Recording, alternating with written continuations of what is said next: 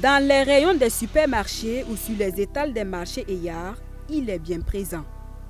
Véritable remède naturel, le miel fait aujourd'hui partie des habitudes alimentaires des Burkinabés.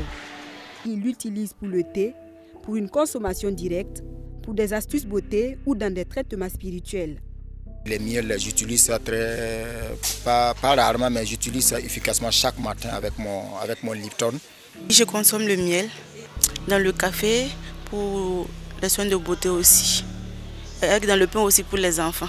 Avec tous ces bienfaits qu'on connaît depuis nos parents jusqu'à aujourd'hui, et j'essaie aussi d'inclure ça dans l'alimentation, surtout le petit déjeuner avec les enfants. Diététicienne depuis 9 ans maintenant, Dr Yasmine Zerbo estime que ce goût prononcé des Burkinabés pour le miel s'explique par les nombreuses vertus que regorge ce produit apicole.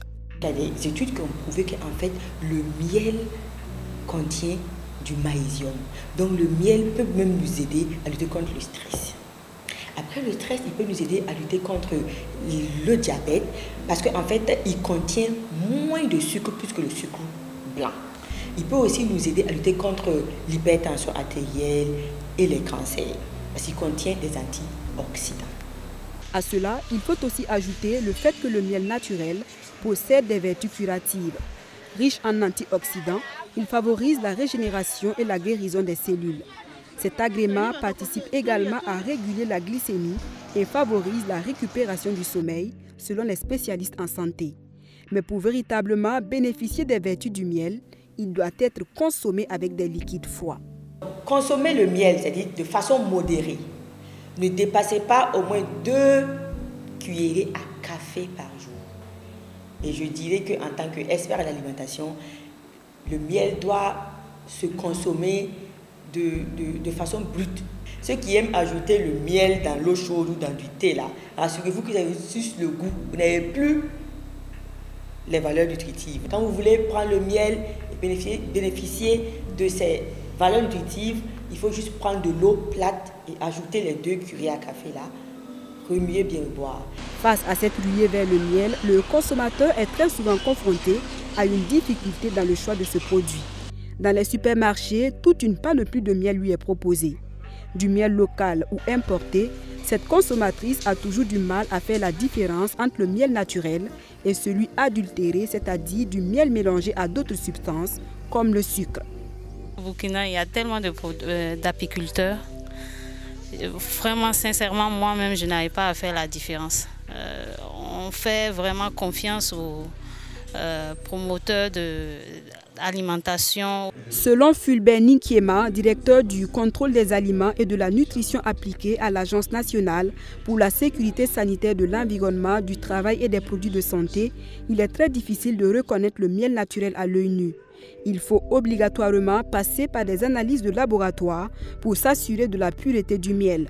Mais il pense que des astuces maison populaires peuvent être néanmoins expérimentées par les consommateurs. C'est vraiment des tests de profane, si on peut dire ainsi. C'est surtout de voir la solubilité en prenant juste un verre d'eau et vous prenez une cuillerée donc de miel que vous mettez au centre de l'eau et vous allez voir quand c'est du miel pur, il va aller jusqu'en profondeur, mais par contre quand c'est un miel adultéré, vous allez voir qu'il va se dissoudre pratiquement instantanément. Il y a une autre technique aussi qu'on utilise aussi avec un bâton avec du coton sec. Vous imbibez bien entendu donc du miel et vous essayez de brûler. En ce moment, si vous sentez que ça ne s'enflamme pas, ou bien il y a un bruit, ça veut dire que ce miel-là est adultéré, il y a peut-être probablement de l'eau. Le miel adultéré disponible sur le marché constitue un véritable problème de santé publique. Au regard de sa riche teneur en fructose, tout ajout de sucre blanc représente donc un danger pour le consommateur qui se retrouve exposé à la prise de poids et à des problèmes métaboliques comme le diabète. La composition du miel varie en fonction de son origine florale. Alors pour le sucre, nous avons autour de 80%.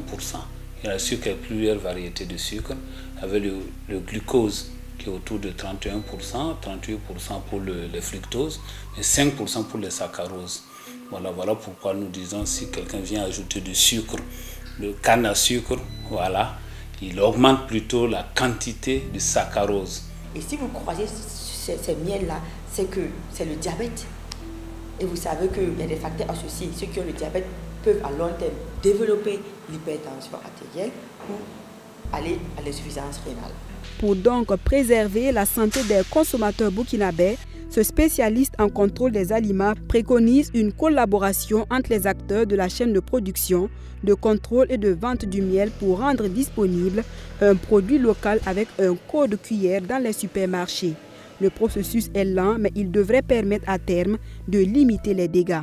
Quand un produit arrive à l'importation, on peut avoir un identifiant unique, voilà, qui permet justement à toutes les structures qui interviennent sur l'aliment, que ce soit le commerce, que ce soit l'environnement, qu'on ait un identifiant unique. Et à partir de ça, on peut bien communiquer. Effectivement, soit on s'inspire de ce qui se passe dans d'autres pays, par les codes QR, qui permettent de dire effectivement ce produit est passé par des structures compétentes. En attendant la concrétisation de ce système de contrôle, appel est lancé à la Ligue des consommateurs et aux autres structures compétentes à multiplier les sorties inopinées pour débarrasser le marché du faux miel, car il déçoit non seulement les papilles, mais il manque aussi de bienfaits nutritionnels et médicinaux. Pire, le miel frauduleux met également en péril l'industrie apicole, les producteurs locaux et les abeilles elles-mêmes, selon les spécialistes.